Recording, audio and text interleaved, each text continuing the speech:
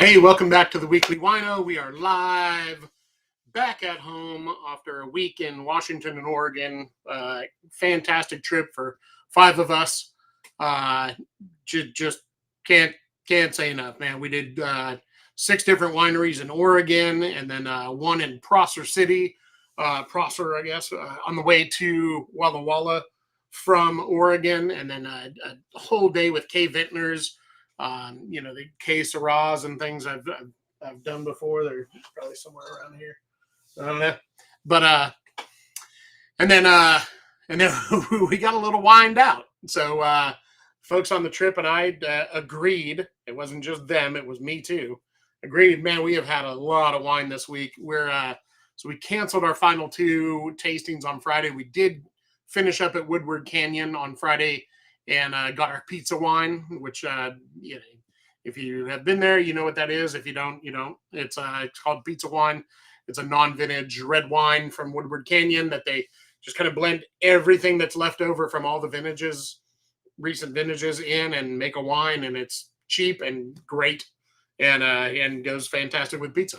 So anyway, yeah, great trip. Came back Saturday. Watched the Tigers just obliterate themselves on Sunday. And Florida State helped a little bit, but it was whatever. And then back into the swing of things. So here we are.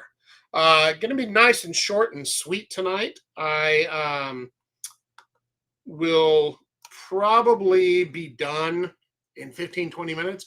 What we're going to talk about tonight is aging wine and how to age wine, and should you age your wine, and how to age your wine, and all that kind of stuff.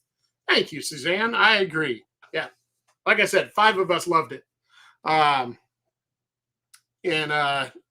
Good stuff. Yeah. So Suzanne and her husband Tony won the contest, and she's on watching the show right now. So not going to drink any of those wines from the trip tonight, but we're just going to talk about aging real quick, and that's about it.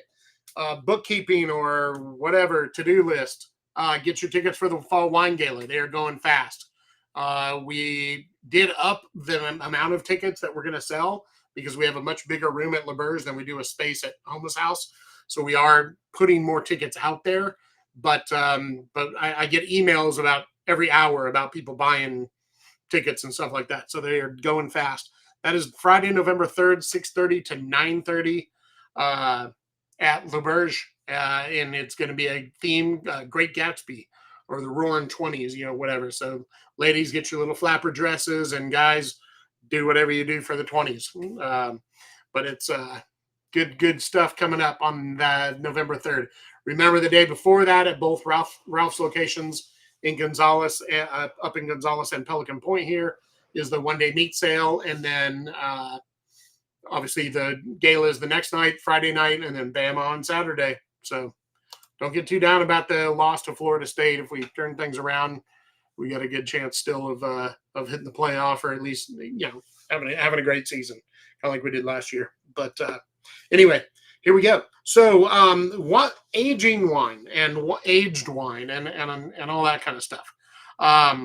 Let's talk about why you would age wine and why you would want to, or why you would ever not want to, or any of that stuff first.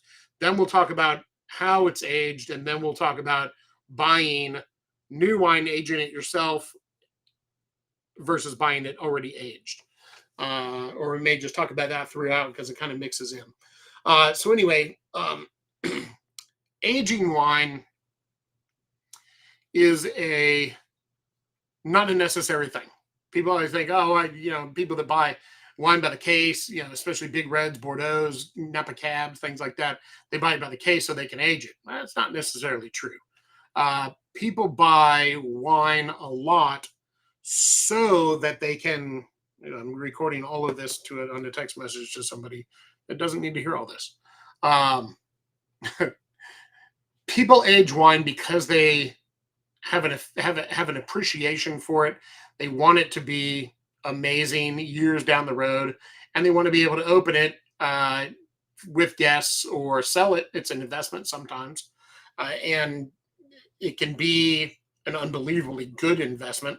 It definitely can beat the stock market quite often, but but it's not a necessity. So you go to the store or the wine shop or the restaurant or wherever you get wine, online, whatever. Hopefully you buy most of it here, but just in case you don't, you got to be a little careful where you get your wine, especially if it's online. How was it stored? How was it shipped? When was it shipped? What's the temperature? All that kind of stuff. If you're going to decide to age wine, you need to have a place to age it. The kitchen counter doesn't work. The backyard for sure doesn't work. The garage doesn't work. The living room doesn't work. The family room, the bedroom, blah, blah, blah, blah. The only thing that works that isn't a wine fridge, a wine cooler, or an actual wine cellar is possibly your closet on the northern side of your house that is the coolest place in your house. That's about it. And that way you're going to be able to age wine for about a fourth of the time that you normally would be able to. So say you have a Cabernet here like this, Sekerchi. Great stuff. This is a 2014 Sekerchi. So this is 9 years old already. Still can go a long ways in the cellar. Not in a cellar. It's sitting here on my desk, but I'm going to drink this pretty soon. But if you had this wine and you wanted to age it another 7 or 8 years, you couldn't put it in your closet and have it do well. Your closet, unless you keep your house at 58 degrees, 59 degrees, is not going to cut it. That's the temperature that you need to age wine at.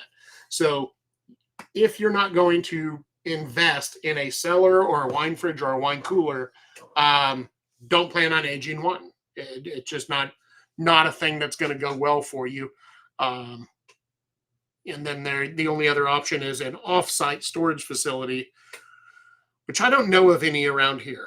I really don't. I'd have to look into that, but I've never heard of it, and I don't know about it. They're in California all over the place. You buy a bunch of wine. You can go to Napa Valley, buy the heck out of wine, and then tell them just, hey, ship it to my storage unit over here. They'll store it for you for years and years and years. You just got to pay rent on that storage space.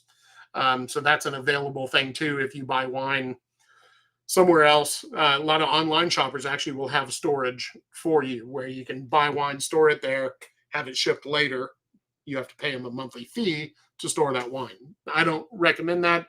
I think it's a better investment, just like buying a house versus renting an apartment. It's better to just buy a wine fridge or build a cellar or turn part of a room or understairs or a closet into a wine storage place, because it's a one-time fee. You're not paying a monthly thing with interest and all that kind of, it gets crazy. So over time, especially if you're going to age reds, 15, 20 years, over time, that $20 monthly fee, $50 monthly fee gets to be a heck of a lot of money when you could have just dropped a couple bucks at the beginning and gotten your big wine fridge or even a little wine cooler or whatever. And that rolls into how much wine are you going to store? How much wine do you want? How much wine are you going to have? When I built my wine cellar, which we actually pieced out from another wine cellar from someone and then kind of modified it a touch. When I first did that, I thought that at the time I had about 1,200 bottles of wine, maybe more, maybe 1,500. And I thought at the time that this cellar that I was putting together that was going to hold 3,000 was going to be plenty. It's not. It's if you get into wine like I have over my life, it's not. I have well over 3,000 bottles of wine now. Probably well over 4,000. It's probably in the 4,500 to 5,000 bottle range at some point. You can come to the house and check and look, and it's pretty ridiculous. My wife is like, yeah, hey babe, love you. She's like, yeah, we built for sure.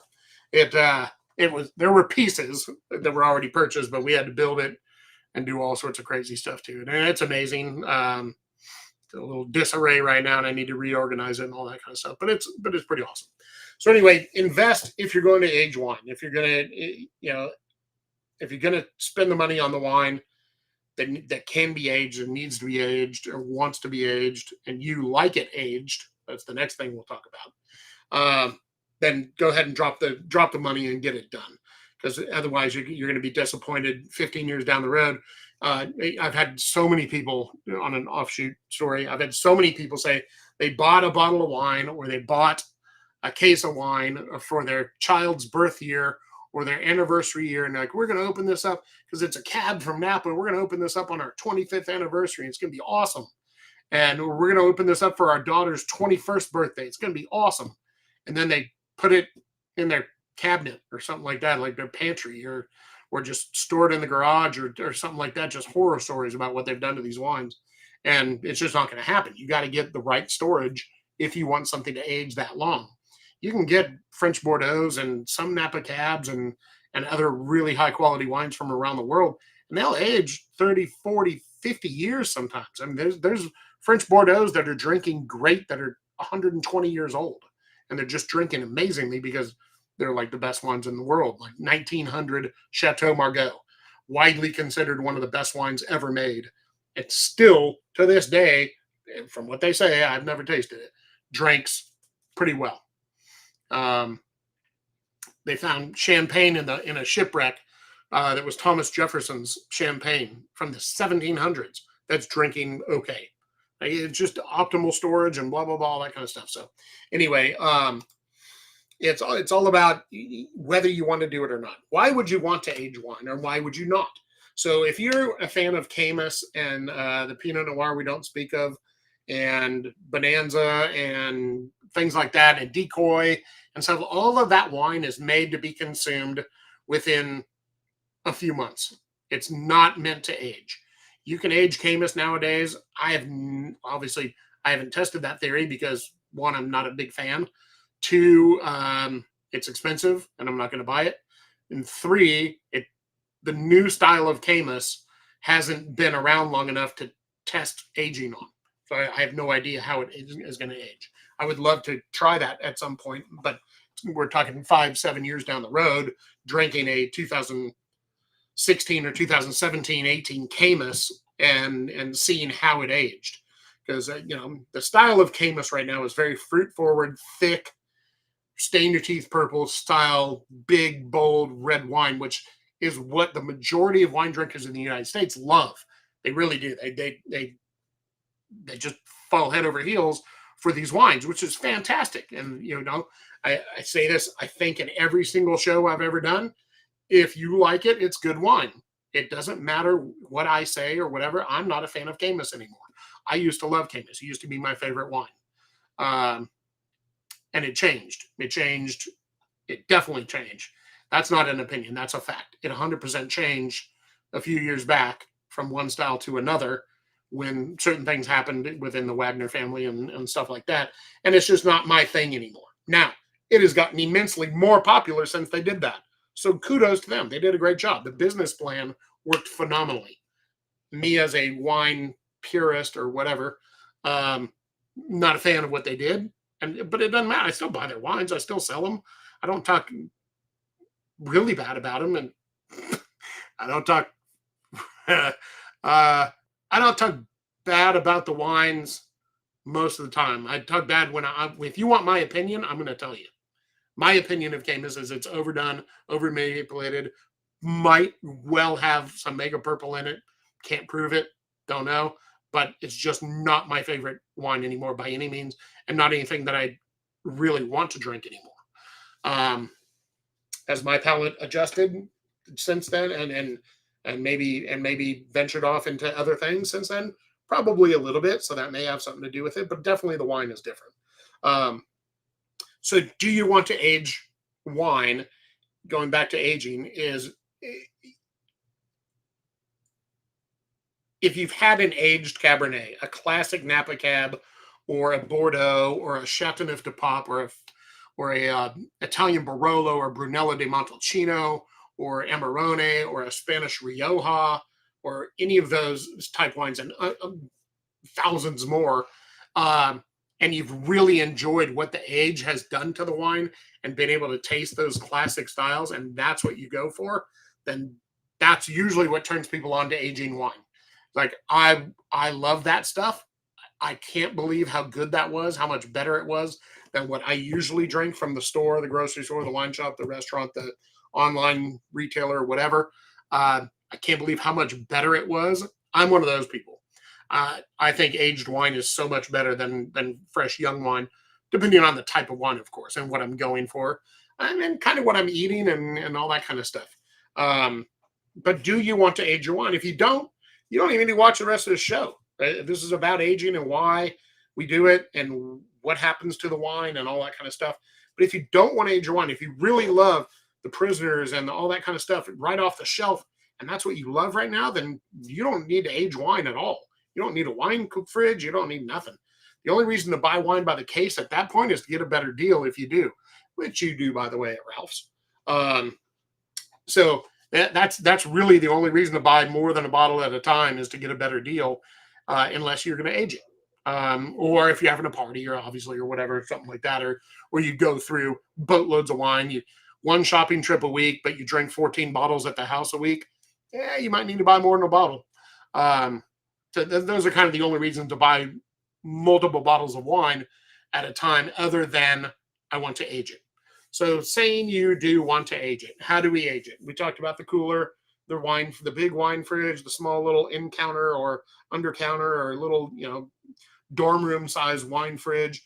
Build a cellar. Use an unused space in your house under the stairs, in a closet. You can turn part of a room into a wine cellar.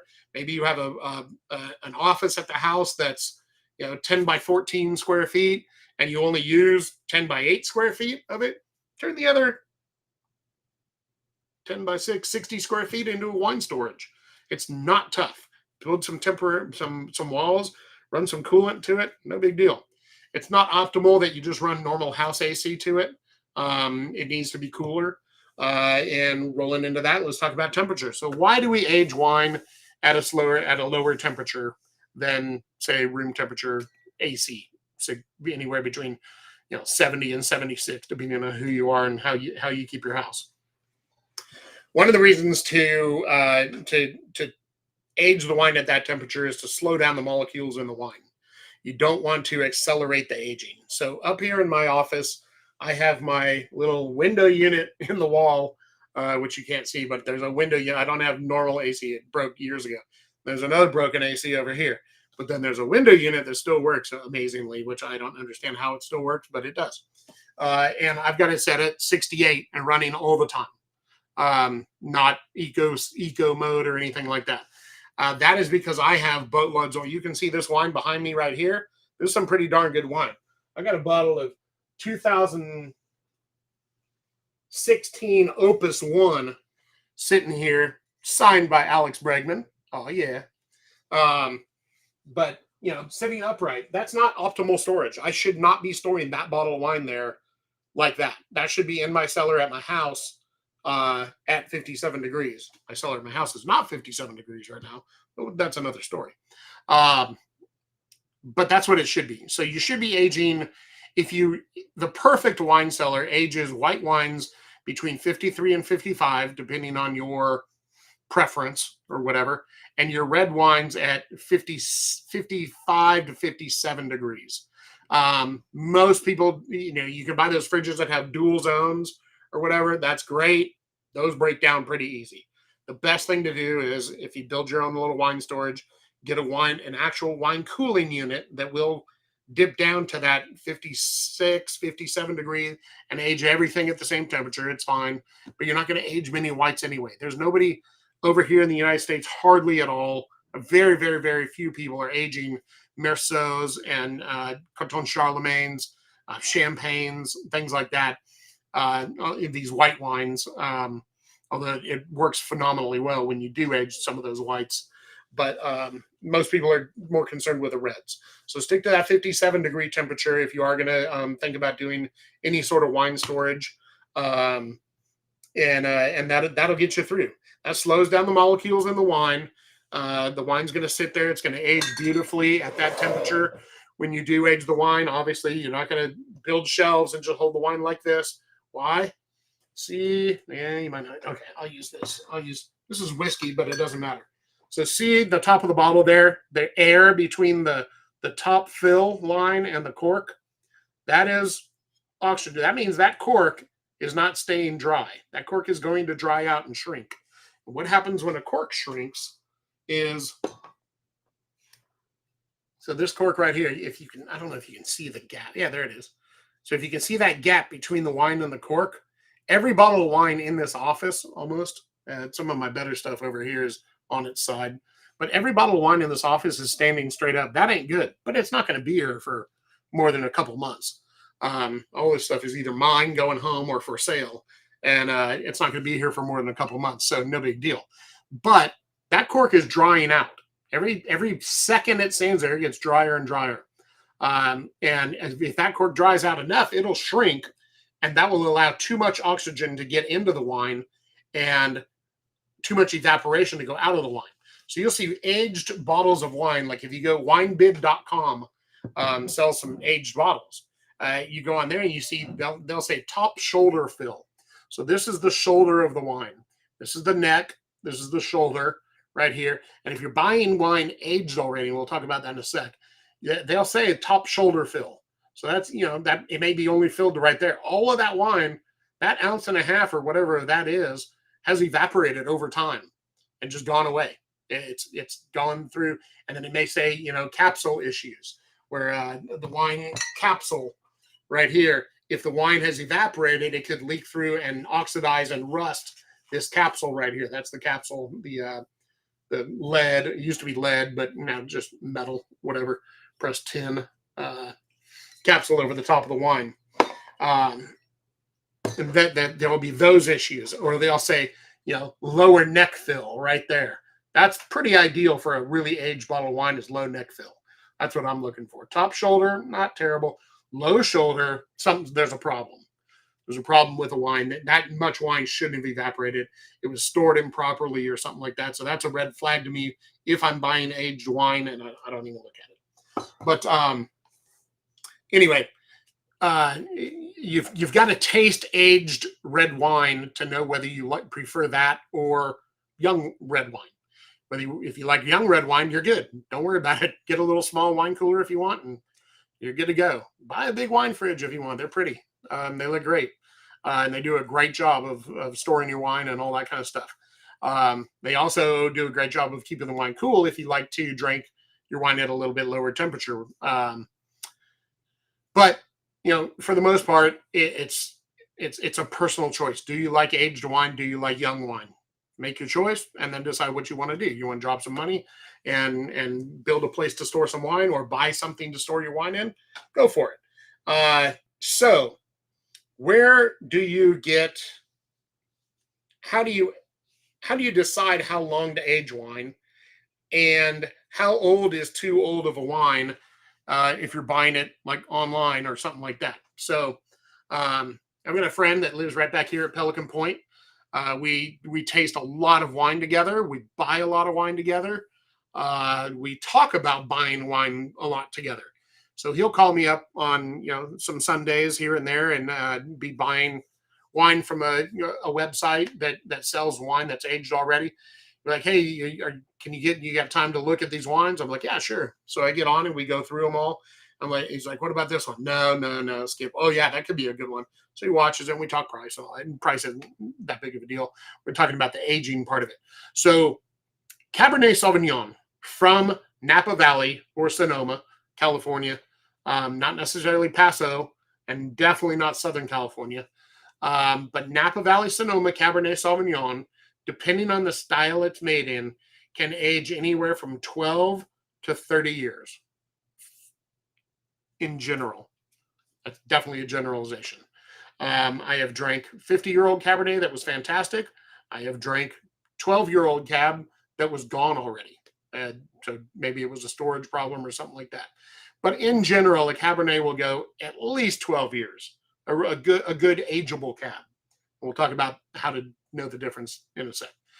A good ageable Cab will go 12 years at least, and definitely go 20 to 25 years in a good vintage, 30 in a great vintage, and all that. So I'm talking about vintage. What is the vintage? Remember, vintage is the year the grapes were picked. You can look up vintage reports online all over the place and see how the vintage was. So if you're looking at buying an aged bottle of wine already off a website or from someone privately, or a restaurant, or at a sale or something like that. Like I have a bunch of aged wine that we always do at our one-day wine sales. You can always look up the vintage. We had this little sucker, this Charter Oak 2003 Cabernet was for sale at this wine sale recently. Um, and, you look up 2003, wasn't a phenomenal year, but it wasn't a bad year. So, 20 years in, is it worth the shot for what the price was? Absolutely. Absolutely. 20 years, see what happens. Ends up, it's fantastic. It's amazing. Anybody that got that, there was only a couple bottles out there for sale. So anybody that got that, be happy. Now, if the people that bought it are into Camus and young wines, sorry, it doesn't taste like that at all. It's aged for sure. But anyway, buying aged wine versus aging wine. I'm 51 years old, and any wine that I buy nowadays, I have to think about what I'm buying. And I didn't used to. Obviously, I wasn't 51. When I was 30, who cares? Every wine I bought was going to be drinkable in my lifetime. I'm 51 now. So if I'm going to buy something, I'm going to be thinking about it. Okay, do I want to sit on this for 20 years and be in my 70s? How much wine am I going to be drinking? Where am I going to be? All that kind of stuff when I'm 70. And am I still going to be really enjoying wine like this? At 70, probably. But, as I get into my 60s and stuff like that, that becomes a much more poignant question is, how old am I? How long am I going to have to age this wine? And gets a little crazy. We got to think about it like that. So back to Cabernets, Bordeaux, things like that. Anywhere from 12 to 30 years in a good vintage, 8 to 15 years in a bad vintage is about the maximum you want to go. There are guides, like I said, all over the internet. If you're into French wine, Wine Cellar Insider is amazing. Wine Cellar, CELLAR, Insider is incredible for French Bordeaux.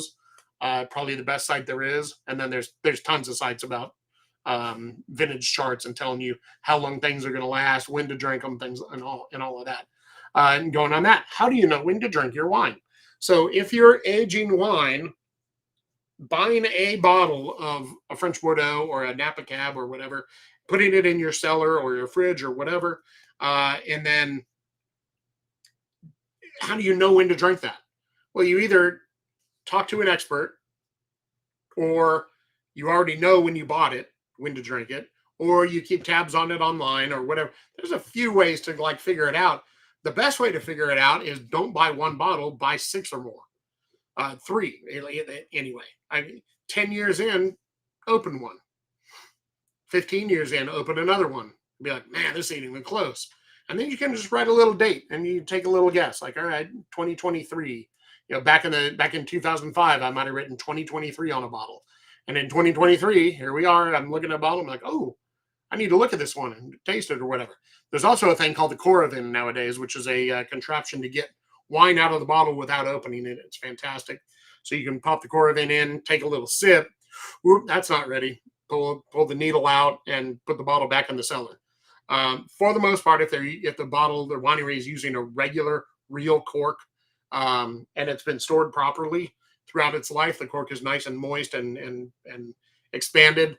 The hole will close around itself. It will not leak. I've done tests in my cellar. I've left a $300 bottle of wine after I Coravined it in my cellar for a year, tasted it again a year later. It was totally fine. So it'll go for a while. It basically, it's like you didn't open the wine, because it puts argon gas in, which is a neutral gas, doesn't harm the wine at all or react with it at all. And wine comes out. So you're not putting oxygen in, you're putting argon in, which is no big deal. Yeah, that's what other questions do we have about aged wine? Where can you get aged wine? There's just websites all over the place. If you're looking for anything in particular, you can just type it into Google, like the vintage you're looking for and the wine you're looking for. Type it into Google and tons of stuff pop up about it if it's available out there. If you're interested in buying just, a few aged bottles here and there. Winebib.com is pretty awesome. Don't have your wine shipped to you in the summer here in Louisiana, unless you overnight air it. And then you got to make sure you ship it to somewhere where an adult's going to be so they can sign for it, all that kind of stuff. So there's a couple little tricks to follow when you're doing that. My friend that lives back here that I was talking about, we bought a case of wine at Cuvasson out in California. One of the best Merlots I think I've ever tasted in my life. Bought it about a month ago when we were there out in Napa, and we told them do not ship that until November. Like, just hold on to it and ship it to us in November. We'll be in touch before then and let you know. But do not ship it to us until November. I don't want anything to happen to that wine. And then when it gets here, I'll lay it up for a while and let the bottle shock go down, because they'll ground ship it and it gets all shook up and whatever. Bottle shock's a real thing. But yeah, don't let, if you do buy aged wine, especially, don't let anybody ship it in the hot summer months to you. Tell them to hold it, or just don't buy in the summer. Wait until November and stuff like that. If there's something you got to have, that's fine. Most places will hold it for you until it becomes time to get to drinking, or get to shipping, actually.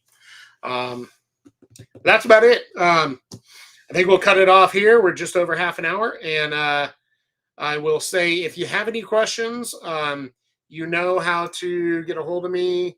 My name and number are all over everything in the entire world. I'm the least hidden person ever, because all my info is all over the place. But I'll put my email real quick on the screen for you, and we will get you going that way. I'll share that. So there it is on the screen. If you have any questions about cellaring, building a cellar, which fridge to buy, anything like that, or any questions about aging wine, or what to buy, or when to buy, or anything like that, feel free to drop me an email there, and I'll give you the answer, free of charge, no cost. But that's about it. So hope you learned a little about aging wine, and how it's done, and why we do it, and all of that. And that's about it. I'll just sign out now. Make sure you get those tickets for the wine gala. It's going to be amazing. So here we go. Here we go. He's chiming in. Found it in a truck stop bathroom one time, actually. All right, cool. Yeah, that's good. And that's good stuff. Okay. All right. Weekly Wineaux signing out. Love you guys. See you later.